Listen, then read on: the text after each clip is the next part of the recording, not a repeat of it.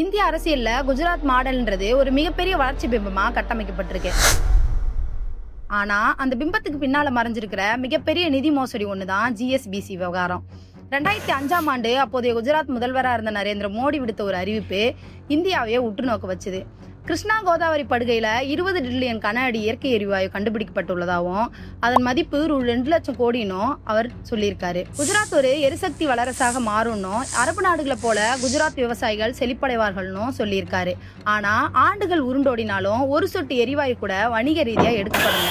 உண்மை என்னன்னா அந்த பகுதியில எரிவாயு எடுக்கிறதும் தொழில்நுட்ப ரீதியாக கடினமானது, அதிக செலவு கொடுக்கக்கூடியதுன்னு சொல்லப்படுது. இந்த திட்டத்திற்காக பொதுத்துறை வங்கிகளிலிருந்து சுமார் 20,000 கோடிக்கு மேல கடன் வாங்கப்பட்டிருக்கு. எரிவாயு உற்பத்தி பூஜ்யமாக இருந்த நிலையில வட்டி மட்டுமே பல ஆயிரம் கோடிகளா குவிஞ்சிருக்கு. இது சம்பந்தமா சிஏஜி தாக்கல் செய்த அறிக்கையில நிர்வாக சீர்கேடு மற்றும் தேவையற்ற செலவினங்களால அரசுக்கு மிகப்பெரிய இழப்பு ஏற்பட்டதாக சுட்டிக்காட்டப்பட்டிருக்கு. இந்த ஊழலோட மற்றொரு முக்கிய அம்சம் தனியார் நிறுவனங்களுக்கு அளிக்கப்பட்ட சலுகை.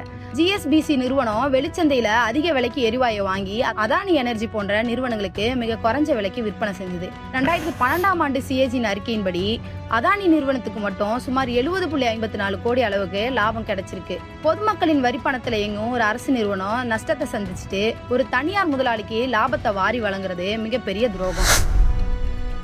2017ஆம் ஆண்டு நரேந்திர மோடி பிரதமராக இருந்த போது திவாலாகும் நிலையில இருந்த ஜிஎஸ்பிசியை காப்பாற்ற ஒரு தந்திரம் கையாளப்பட்டுச்சு.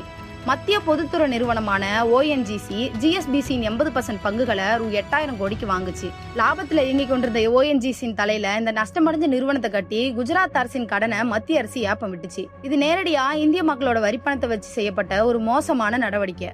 2005ல தொடங்கின இந்த எரிவாயு புரட்சின்ற நாடகம் 2017ல பொதுத்துறை நிறுவனமான ஓஎன்ஜிசியை பலிகடா ஆக்கியதோட முடிவுக்கு வந்துச்சு.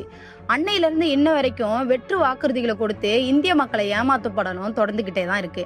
விளம்பர அரசியலால உண்மைகளை மறைக்கலாம், ஆனா புள்ளி விவரங்கள் பொய் சொல்லாது. மோடி அரசு வீழ்வதும் மோடி அரசு ஆட்டுவிக்கும் RSS அம்பலப்பட்டு இந்தியாவிலிருந்து முற்றிலும் அகற்றப்படும்ன்றதும் நிச்சயம்.